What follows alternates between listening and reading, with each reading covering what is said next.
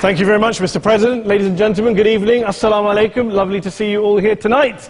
We are having a very entertaining night, are we not, with some very interesting things being said from the other side of the house tonight. Let me begin by saying, as a Muslim, as a representative of Islam, I would consider myself an ambassador for Islam, a believer in Islam, a follower of Islam and its Prophet. So, in that capacity, let me begin by apologizing to Anne-Marie for the Bali bombings. I apologize for the role of my religion and me and my people, for the killing of Theo van Gogh, for 7/7. Yes, that was all of us. That was Islam, that was Muslims, that was the Quran. I mean, astonishing claims to make in the very first speech tonight, on a day like today, where the Conservative Prime Minister of the United Kingdom is having to come out and point out that these kind of views are anathema. And I believe you're trying to stand for the Labour Party to become an MP in Brighton. If you do, and you make these comments, I'm guessing you'll have the whip withdrawn from you, but then again, UKIP's on the rise, they'll take you, the BNP, they might have something to say about your views. What Mehdi Hassan always does. By the way, just on a factual point, since we heard a lot about the second speaker, about how backward we Muslims all are, on a factual point, you said that Islam was born in Saudi Arabia. Islam was born in 610 AD. Saudi Arabia was born in 1932 AD. So you were only 1,322 years off. Not bad? Not bad start there. Talking of maths, by the way, a man named Al-Khwarizmi was one of the greatest mathematicians of all time, a Muslim, worked in the golden age of Islam. He's the guy who came up with not just algebra, but algorithms. Without algorithms, you wouldn't have laptops. Without laptops, Daniel Johnson tonight wouldn't have been able to print out his speech in which he came to berate us Muslims for holding back the advance and intellectual achievements of the West, which all happened without any contribution from anyone else other than the Judeo-Christian people of Europe. In fact, Daniel David Levering, the author of the Pulitzer Prize-winning historian and author of The Golden Crucible, points out that there would be no Renaissance, there would be no Reformation in Europe without the role played by Ibn Sina and Ibn Rushd and some of the great Muslim theologians, philosophers, scientists in bringing Greek texts to Europe.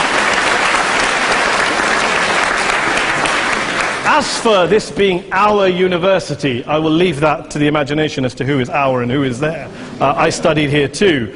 An astonishing set of speeches so far making this case tonight. A mixture of just cherry-picked quotes, facts and figures, self-serving, selective, a farrago of distortions, misrepresentations, misinterpretations, misquotations. Daniel talked about my article in the New Statesman, which got me a lot of flack, where I talked about the anti-Semitism that is prevalent in some parts of the Muslim community, which indeed it is. Of course, I didn't say in that piece that it was caused by the religion of Islam. In fact, modern anti-Semitism in the Middle East was imported from, finish the sentence, Judeo-Christian Europe, where I believe some certainly bad things happened to the Jewish people. In fact, Tom Friedman, Jewish-American columnist in the New York Times, told me in this very chamber last week that he believed, had Muslims been running Europe in the 1940s, 6 million extra Jews would still be alive today. So I'm not going to take lessons in anti-Semitism from someone who's here to defend the Judeo-Christian values of a continent that murdered 6 million Jews. Moving swiftly on. Yes. Absolutely. Well, I'm about to make that point. No, I'm about to make that point. You're right. I agree with you. I agree with you 110%. That is my point. I don't think Europe is evil or bad. I'm a very proud European. I don't want to judge Europe on the basis, but if we're going to play this gutter game where we pull out the Bali bombing and we pull out examples of anti-Semitism in the Islamic community, then of course I'm going to come back and say, well, hold on. I mean, look, let's be very clear. Daniel here was a last-minute replacement for Douglas Murray, who had to pull out. And Douglas and I have a well-documented differences, but to be fair to Douglas, as to be fair to Anne-Marie and to Peter, atheists.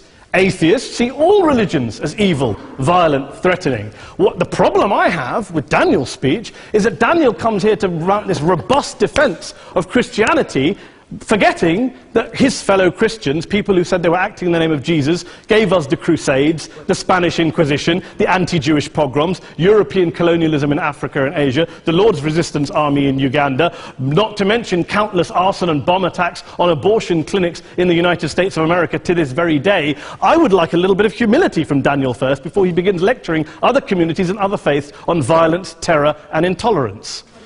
But, no thank you. Some water. But I would say this, to address the gentleman's very valid point here, I'm not going to play that game. I don't actually believe that Christianity is a religion of violence and hate because of what the LRA does in Uganda or what Crusaders did to Jews and Muslims in Jerusalem when they took back the city in the 12th or 13th or whatever century it was. I believe that Christianity, like Islam, like pretty much every mainstream religion, is based on love and compassion and faith. I do follow a religion in which 113 out of the 114 chapters of the Quran begins by introducing the God of Islam as a God of mercy and compassion. I would not have it any other way. I don't follow a religion which introduces my God to me as a God of war, as some kind of Greek God of wrath, as a God of hate and injustice. Not at all. As Adam pointed out, you go through the Quran and you see the mercy and the love and the justice. And yes, you have verses that refer to warfare and violence. Of course it does. This is not a motion about pacifism. I'm not here to argue that Islam is a pacifistic faith. It is not. Islam allows military action, violence in certain limited contexts. And yes, a minority of Muslims do take it out of that context. But is it religious? We talked about Woolwich. Daniel and Anne-Marie have suggested that it's definitely religion that's behind all of this. Well, actually, what I find so amusing tonight is we're having a debate about Islam, and the opposition tonight have come forward.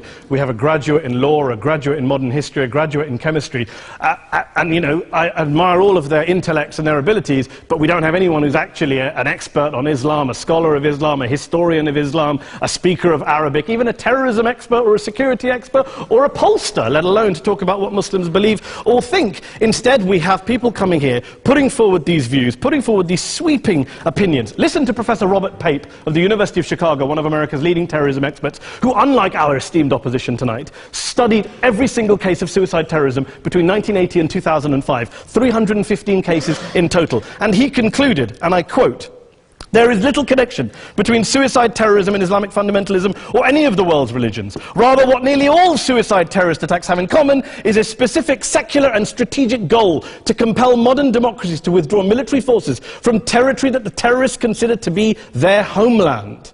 And the irony is, when we talk about terrorism, the irony is that the opposition and the Muslim terrorists, the Al-Qaeda types, actually have one thing in common.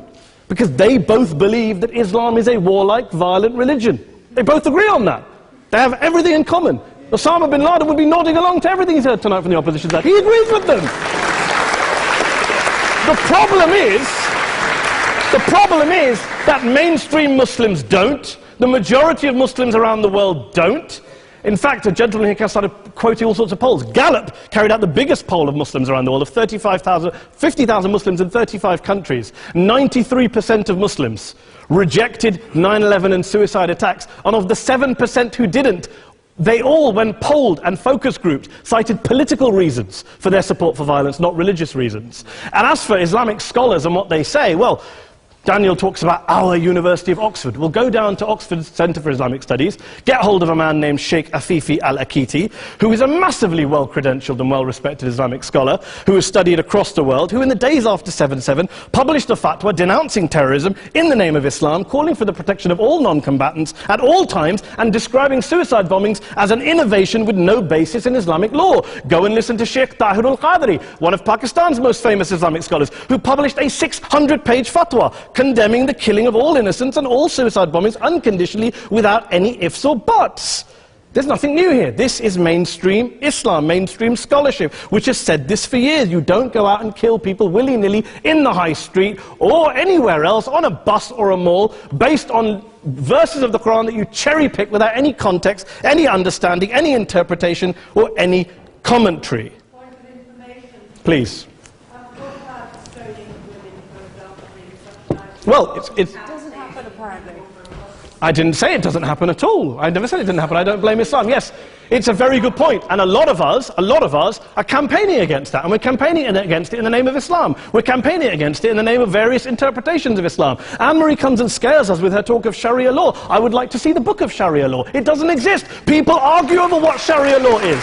And you empower the extremists by saying there is only one version. You empower them all. I don't believe you took any interruptions, Anne-Marie, so I think you should stay there for a moment. Several countries. Here's what we're dealing with. Here's what we're dealing with. We are dealing, I took your point. Here we are dealing with a 1400-year-old global religion followed by 1.6 billion people in every corner of the world, a quarter of humanity, of all backgrounds, cultures, ethnicities, and yet the opposition tonight wants to generalize, stereotype, smear in order to desperately win this debate. And here's my question, if we're going to generalize and smear. If, okay, people say yesterday's bombers, and we've got to be careful, there's a trial going on, were yesterday's attackers, motivated by Islam? Big debate. I don't believe they were. Let's say they were. Let's say Faisal Shahzad, the Times Square bomber, was motivated by Islam. Let's assume, for sake of argument, that Richard Reeves, the shoe bomber, was motivated by Islam.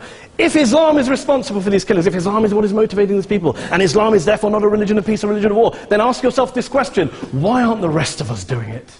Why is it such a tiny minority of Muslims are interpreting their religion in the way that the opposition claim they are? Let's assume there are 16,000 suicide bombers in the world. There aren't. Let's assume there are for the sake of argument.